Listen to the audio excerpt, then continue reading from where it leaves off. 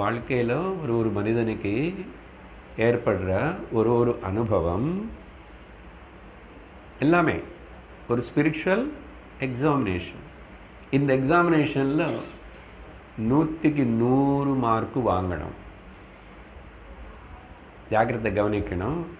போன வாரம் எங்கே topic நிறுத்திட்டோமோ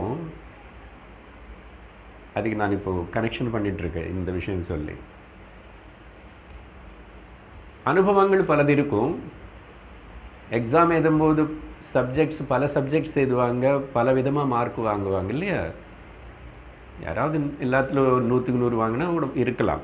but that subject is different, this subject is different. Chemistry, physics, computer, maths அப்படி. ஆனால் இங்கே அனுபவங்கள் பலது ஒரு மனிதனுக்கு தனி. அப்படி இருந்தால் கூட அது